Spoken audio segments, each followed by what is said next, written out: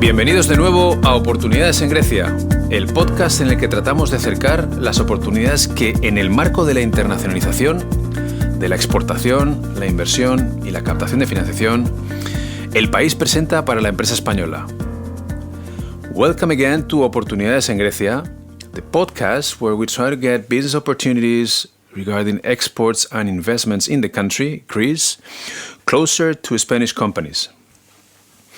Today, in this our 18th episode, 18 already, we will talk about the contract channel, a very specific channel that commercializes goods related with construction, architecture, design, decoration. The goal of this channel is to furnish collective spaces, common spaces, through activities that go from construction to interior designing.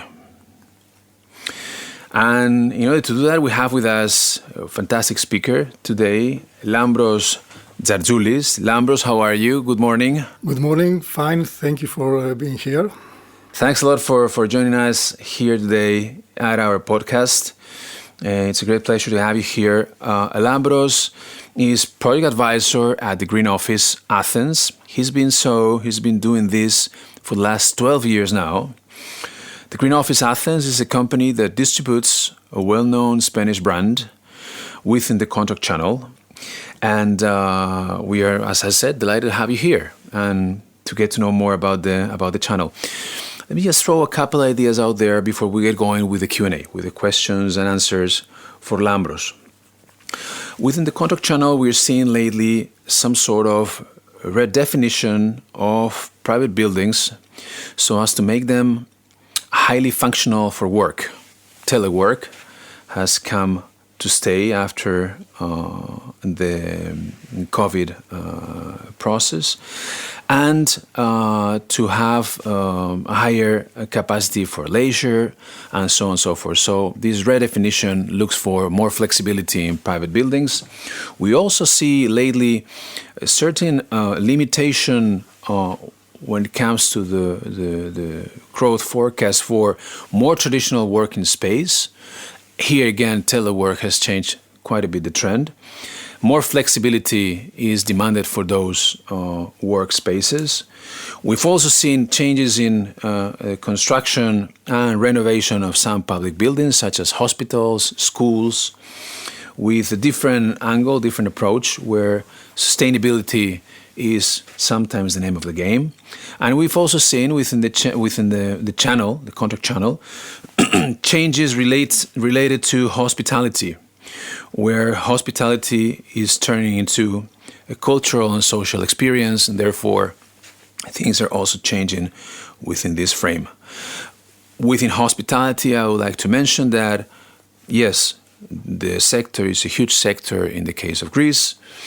Our latest market study on hotel equipment, which is part of the contract channel, concluded that hotel offer more than doubled in the last 4 years, where imports of goods in the sector amounted to 2,380 million euros in 2023, being furniture and lighting, followed by laundry and fabrics, the leading articles imported.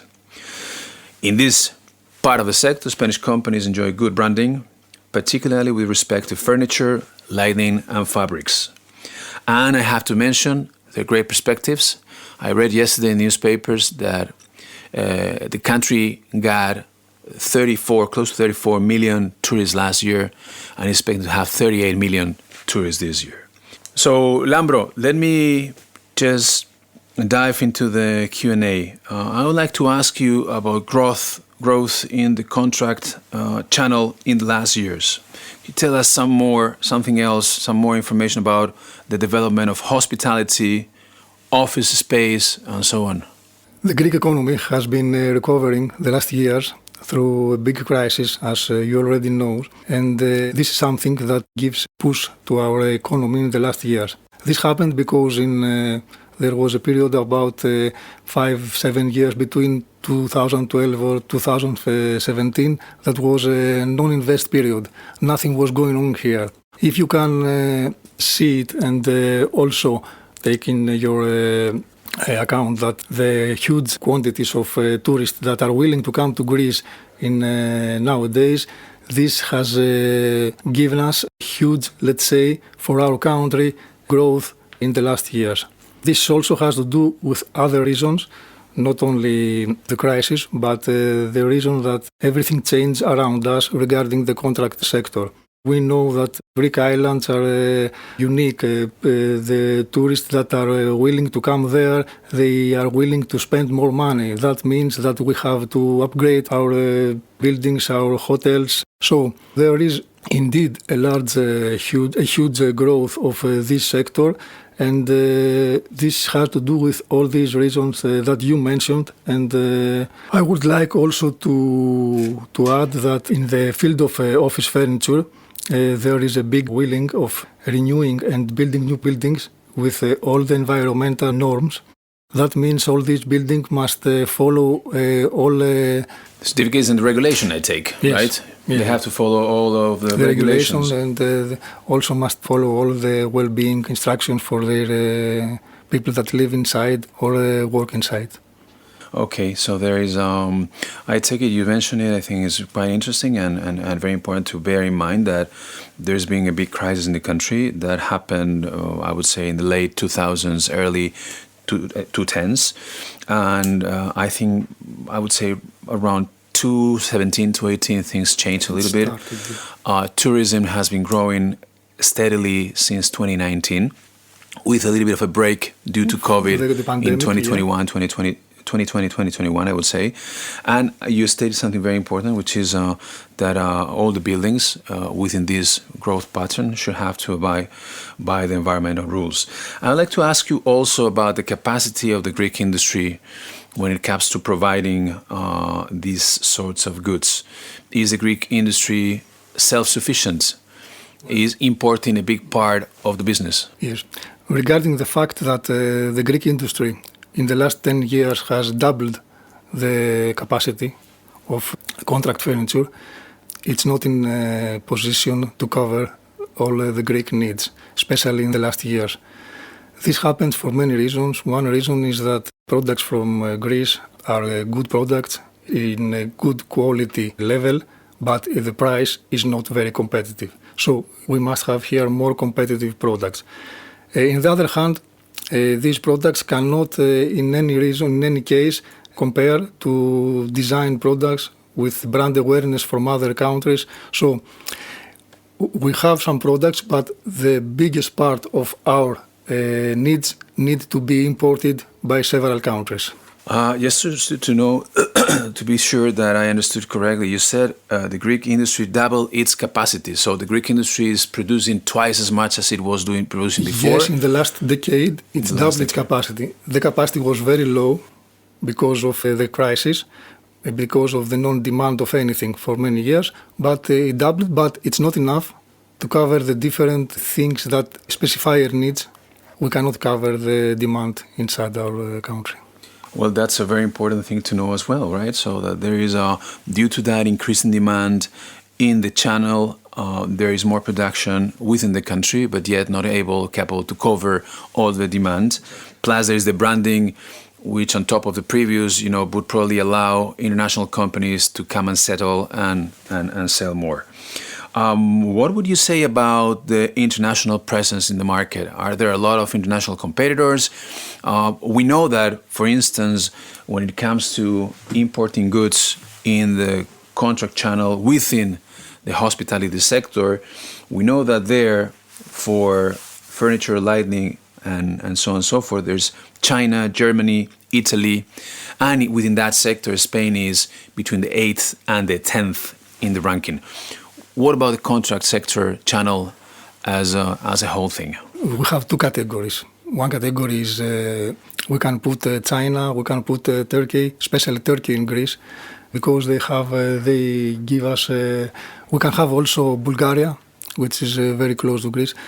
These countries give us a competitive product in medium quality, in big quantities, in the stock availability.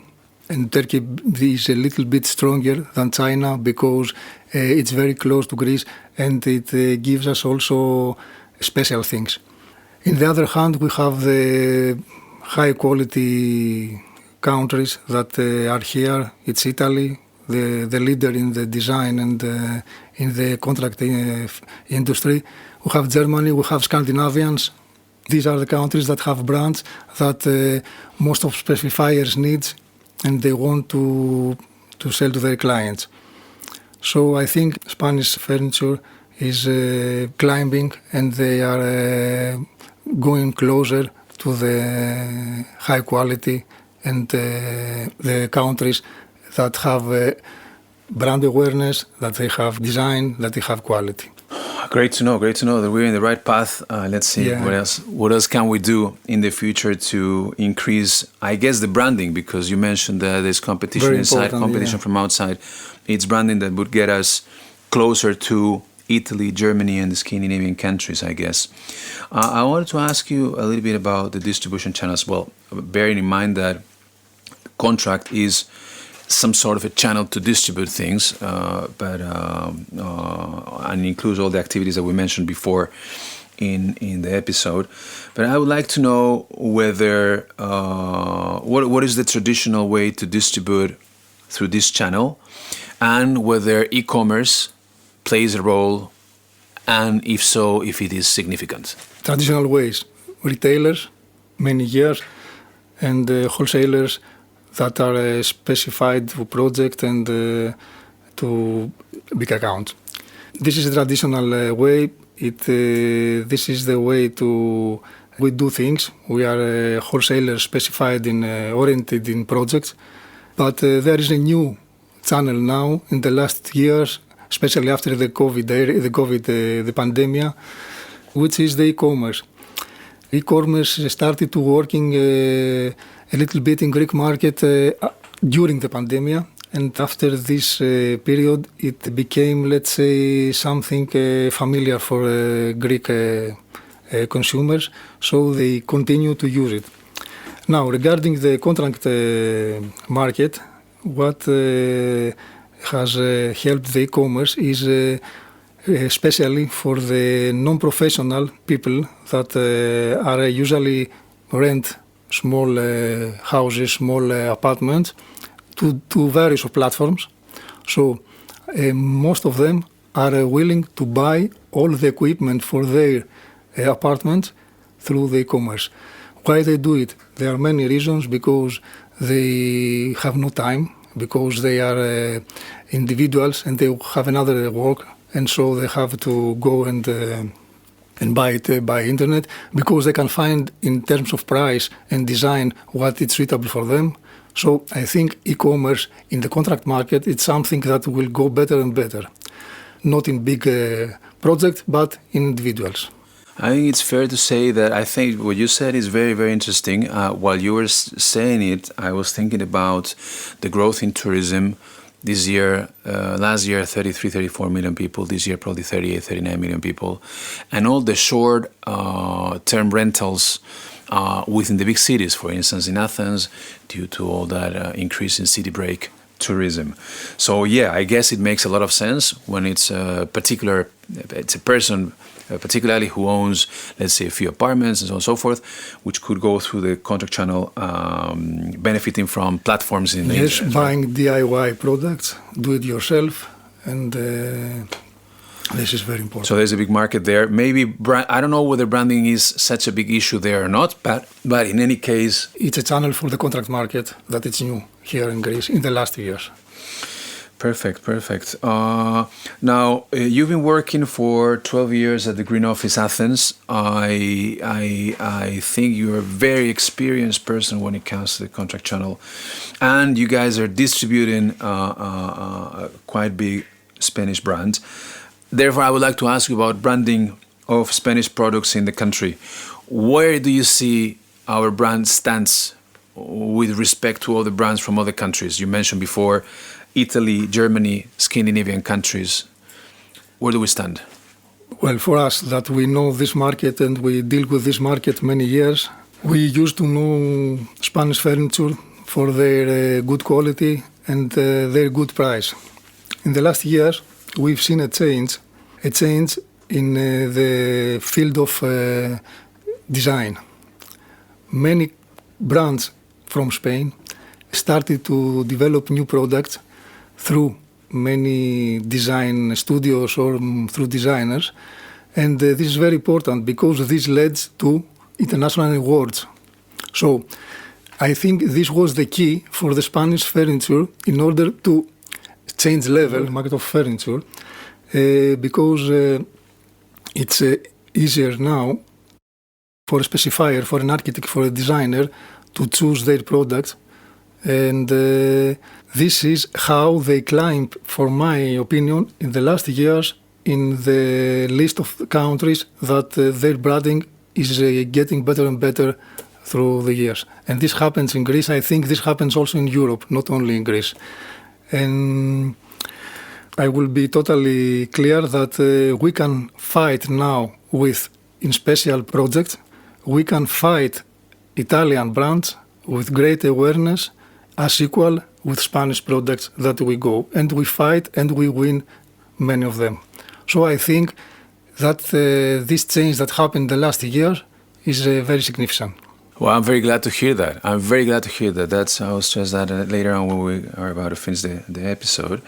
There is also something starting to add is that these companies, it's very important, and the rate of renewing their products. And I think this is something that can keep them getting higher and be high and getting higher in the list of branding countries' brands. I'm very glad to hear that, really, because we're trying to work on that and trying to make to make awareness in the country bigger, if possible, with respect to Spanish brands, which helps me ask you the next question, which is about promotion. We have several alternatives to promote and make awareness about Spanish brands bigger in the country. What do you think? Would it be better to have a Spanish showroom, let's say, in the country? Is it important that we send people to our fairs in Spain, to HORECA, Tebal, Cebisama, and so on and so forth? What are the alternatives? What do you think would be more efficient? I think, first of all, it's always very interesting to visiting fairs because it's the first touch, it's the first step that you can start a cooperation with a new brand. But if the target of the company is branding, you must go a step beyond.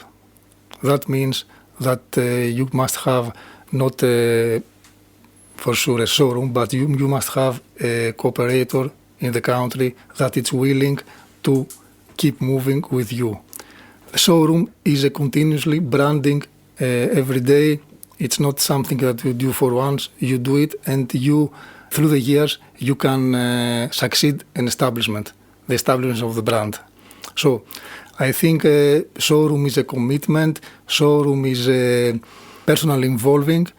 It needs many things. It needs many things to be done. But if you want to have a brand that is awareness in the country and be able to take a piece of the pie of the Greek contract furniture, you need to move this way. And what about sending people to visit the Spanish fairs and before setting up a showroom in the country, having maybe a promotion activity such as... Yes, this is very important, and these are steps of all these procedures. It's very important to go to visit the fair. It's very important to go to visit the factory because you must Greek people that sell here, the specifiers must believe in the product, because in order to have a product and invest in this brand in Greece, you must believe in this brand and you must be sure that your investment will benefit. Excellent. I don't know if you wanted to add something, Lambro. Maybe. I would like to add that I'm very happy in the last years that we deal with Spanish brands with many, not only big but smaller one.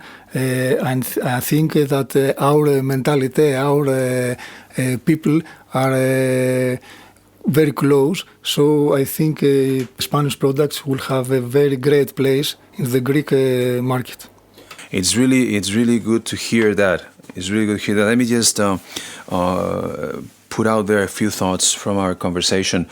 Very interesting to remember the audience that the country went through a quite important, significant financial crisis in the late 2000s, early 2010s. Afterwards, tourism grew non-stop, with the exception, of course, of the pandemic.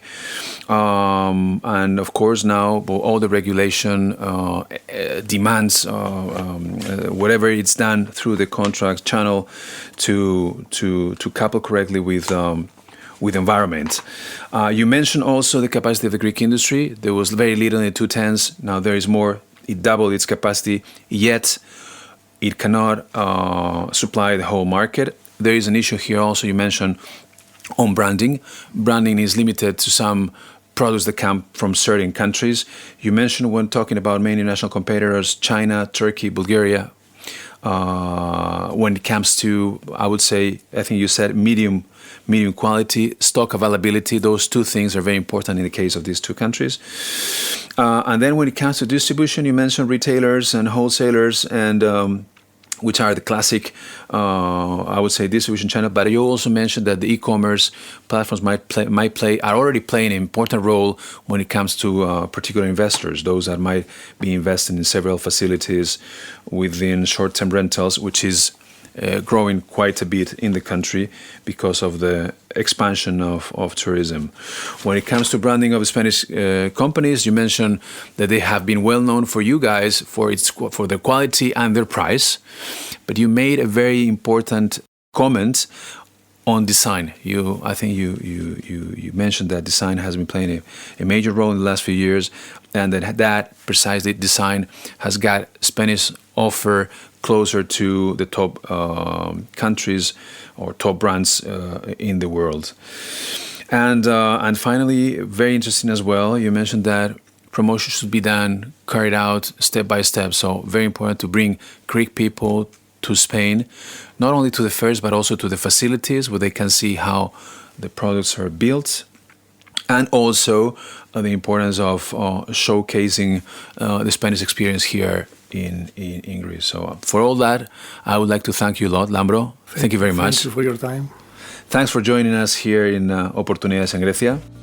Y nosotros nos vemos de nuevo en un nuevo episodio de Oportunidades en Grecia pronto. Aún hay mucho por conocer. Oportunidades en el agroalimentario, productos gourmet, en energía, oil and gas, pero también en renovables, alternativas para la implantación en el país. Todo eso y mucho más pronto. Nos vemos.